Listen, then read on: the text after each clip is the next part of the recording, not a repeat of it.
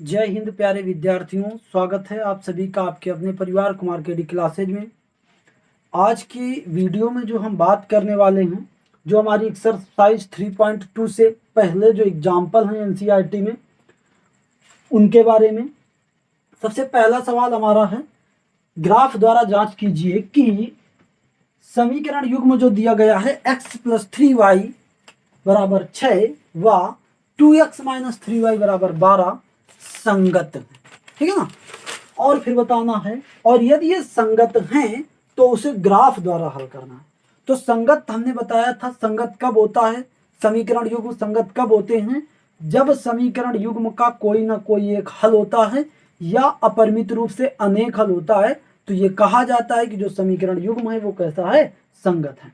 हमने आपको यह भी बताया था कि कब समीकरण युग्म का एक हल आता है, कब समीकरण युग्म का के अपरिमित रूप से अनेक हल आते हैं, कब समीकरण युग्म का कोई हल नहीं आता है। तो देखिए, इसका अब हम ग्राफ बनाते हैं और ग्राफ के माध्यम से ये पता करते हैं कि ये हमारा संगत है या नहीं। केवल हमें इतना पता करना है संगत है या नहीं। तो ग्राफ बनाएंगे तो सबसे पहला समीकरण लेंगे, x + ये 3y बराबर ये 6। तो यहाँ पे देखें, अगर हम बनाएं तो ये हमारा होगा x और यहाँ पे ये हमारा y। अगर हम x का मान इसमें 0 ले लें तो यह आ जाएगा 0 + 3y बराबर 6 और ये 6y बराबर ये कितना 2। तो यहाँ पे जब हमने x का मान 0 लिया तो y का मान 2 आया। यदि हम y का मान 0 लें तो ये कितना आ जाएगा, y का मान 0 लेंगे तो आ जाएगा x बराबर कितना 6। तो यदि हम y का मान 0 लेंगे तो x का मान 6 आ जाएगा।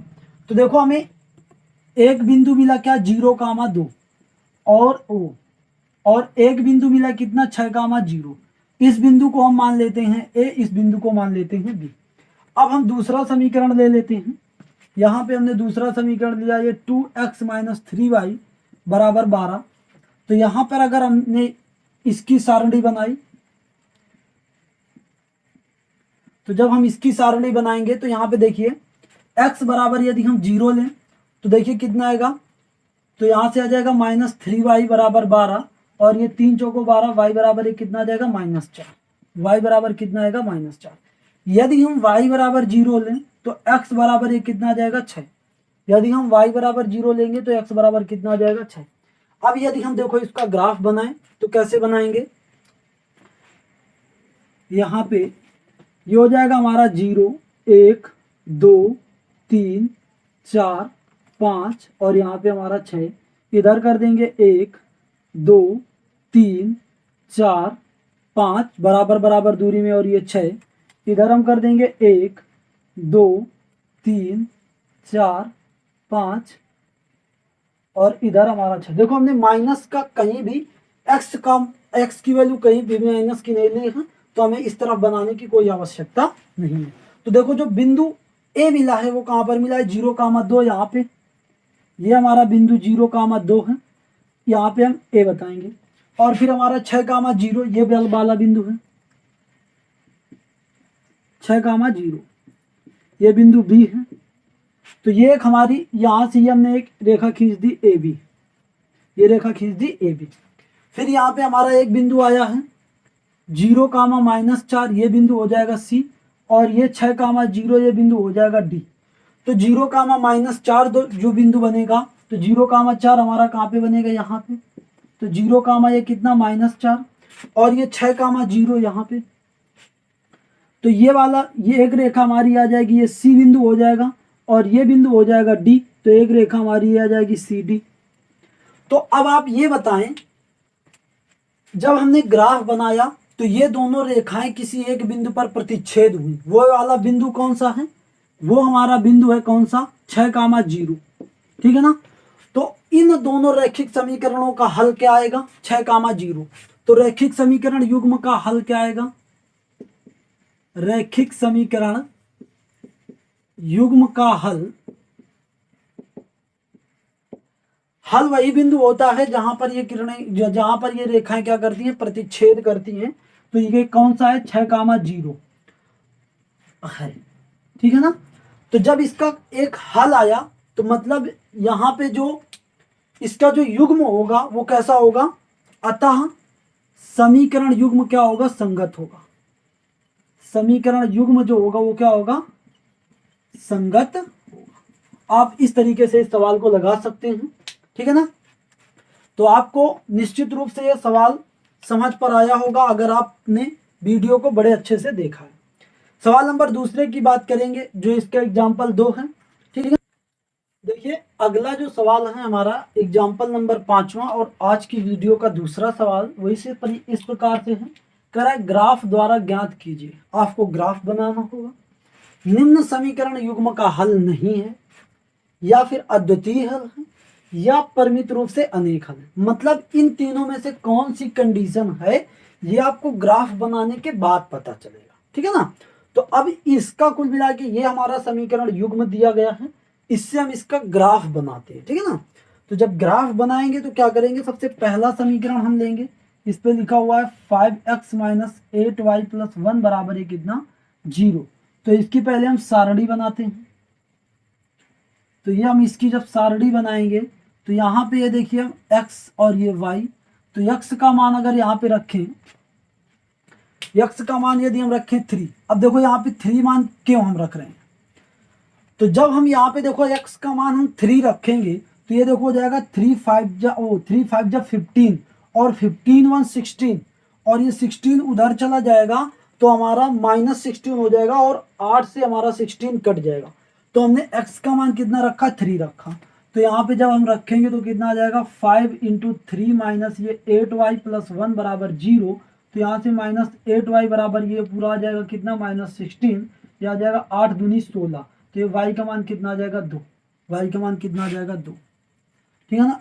फिर इसके बाद अब हम y का कुछ ऐसा मान माने जिससे हम x का मान ऐसा पा सके, मतलब कोई पूर्णांक पा सके, धन का पाए या ऋण का पाए।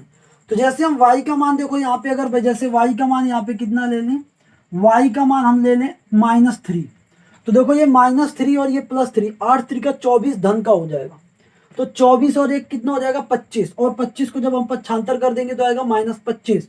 तो ये 5x बराबर -25 आ जाएगा। तो x बराबर कितना आ जाएगा, -5।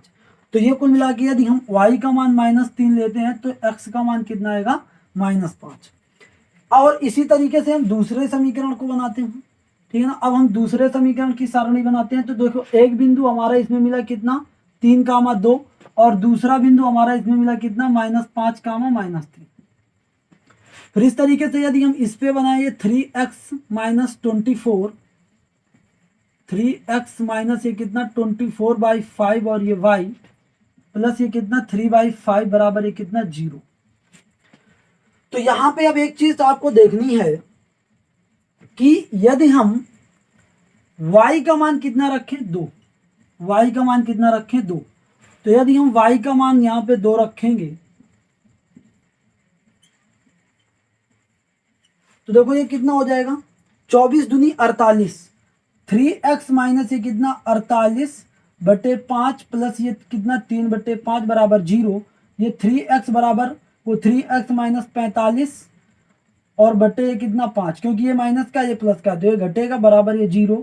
तो ये 3x बराबर कितना आएगा, +45/5। तो आ जाएगा ये 9 45 और ये 3 3 9, x का मान ये कितना आएगा, 3। तो ये x का मान ये कितना आएगा, 3। अगर हम इसी प्रकार से अब देखो यदि हम यहाँ पे एक कोई और ऐसा मान माने, यहाँ पे हम 3 से गुणा करें तो ये हो जाएगा कितना, 3 चौको 12 और ये 3 दूनी 6, ठीक है ना। इस पे हम कितना कराएं, तो ये 3 चौको 12, ये प्लस का कुछ 2 आएगा और यहाँ पे देखो 3 आएगा। मतलब 5 से विभाजित होने वाली संख्या कब आएगी, जब y बराबर हम इसमें -2 रखें, ओ y बराबर हम -3 रखें। तो यदि इसमें y बराबर हम -3 रखते हैं तो ये आएगा 3x माइनस 24/5 और ये कितना -3 और ये प्लस 3/5 बराबर ये 0।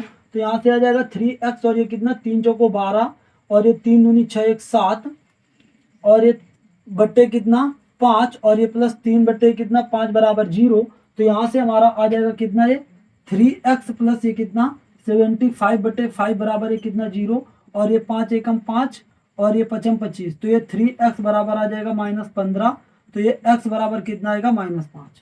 x बराबर कितना आएगा, -5। मतलब जब हम y का मान -3 रख रहे हैं तो x का मान कितना निकला, -5 निकला। देखो ग्राफ बनाते हैं इसका, ठीक है ना।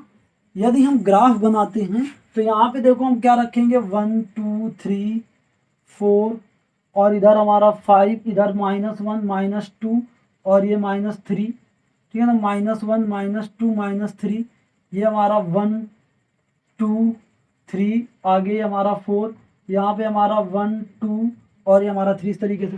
तो यहाँ तो -5, 3 जो बिंदु आएगा वो करीबन करीबन हमारा -5, 3, तो -5 यहाँ पे होगा, ये -5 और ये 3, -5 और ये यहाँ पे इस तरीके से। तो ये जो 3, जो 2 बिंदु होगा वो ये, तो ये जो रेखा जाएगी वो ऐसे जाएगी इस तरीके की। और यदि इस रेखा को बनाए तो इसमें भी देखो 3, 2 बिंदु आ रहा है, ये 3, 2 और -5, 3, मतलब दोनों में सभी बिंदु क्या होंगे, उभयनिष्ठ हैं। दोनों समीकरणों के युग्म, मतलब जो दोनों समीकरणों के सभी बिंदु क्या हैं, उभयनिष्ठ हैं। सभी बिंदु क्या हैं, उभयनिष्ठ हैं। तो जब सभी बिंदु उभयनिष्ठ होते हैं तो ऐसे समीकरण युग्म के जो हल होते हैं वो कैसे होते हैं, अपरिमित रूप से अनेक हल होते हैं। अपरिमित रूप से क्या होंगे, अनेक हल होंगे, ठीक है ना। तो जब अपरिमित रूप से अनेक हल होंगे तो आप क्या कह सकते हो, अगर ये कहा जाए कि ये संगत, इन समीकरणों का युग्म संगत है या असंगत, तो कहोगे क्या, संगत, क्योंकि इसके भी हमारे क्या हैं, हल हैं। अगला सवाल हम देखेंगे, सवाल नंबर आपका जो एग्जाम्पल 6वां है उसके बारे में। देखिए अगला हमारा जो एग्जाम्पल है वो इस प्रकार से है। पहले सवाल को पढ़ लेते हैं। चंपा एक सेल से कुछ पैंट और स्कर्ट खरीदने गई, ठीक है ना। जब उसकी सहेलियों ने पूछा कि प्रत्येक के कितने नग खरीदे गए हैं, मतलब शर्ट कितने खरीदी गई हैं, वो स्कर्ट कितनी खरीदी गई है और पैंट कितनी खरीदी गई है, नग का मतलब यही है। तो उसने उत्तर दिया, स्कर्ट की संख्या खरीदी गई पैंटों की संख्या की 2 गुनी से 2 कम है। मतलब स्कर्ट की जो संख्या है, यदि हम मानते हैं कि स्कर्ट उसने खरीदी कितनी, x, और जो ये और पैंट हमने माना ये y, ठीक है ना। तो जो स्कर्ट की संख्या है, मतलब जो x का मान है, वो पैंटों की संख्या की 2 गुनी से 2 कम है। 2 गुनी से क्या है, 2 कम है। ये आपका समीकरण पहला निकला, ठीक है ना। तो हमारा बात क्या कह रहा था, स्कर्ट की जो संख्या है वो खरीदी गई पैंटों की संख्या के 2 गुनी से 2 कम है। आपका समीकरण बन गया। दूसरा हमारा इसमें कह रहा है कि फिर दूसरी चीज बता रहा है कि स्कर्ट की संख्या, अब देखो स्कर्ट की संख्या मतलब x, स्कर्ट की संख्या खरीदी गई पैंटों की संख्या, खरीदी गई पैंटों की संख्या की 4 गुनी से भी 4 कम है, 4 गुनी से भी 4 कम है, ठीक है ना। मतलब 2 गुनी से भी 2 कम है और 4 गुनी से भी 4 कम है, ठीक है ना। तो फिर ये कह रहा है, तो सहेलियों की यह जानने के लिए सहायता कीजिए कि चंपा ने कितने पैंट और कितने स्कर्ट खरीदे।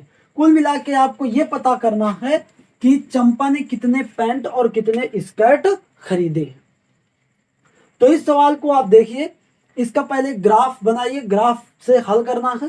तो देखिए इसमें क्या करेंगे हम, अगर हम इसमें ग्राफ बनाए पहले समीकरण के लिए, पहले समीकरण के लिए यदि हम ग्राफ बनाए, मतलब x बराबर 2y - 2 के लिए, तो x का मान यहाँ पे y का मान, यदि हम x का मान 0 रख दें, वो y का मान 0 रख दें, तो ये x बराबर ये कितना आएगा, 2 × 0 - 2, अर्थात ये कितना, -2। x का मान कितना आ जाएगा, -2।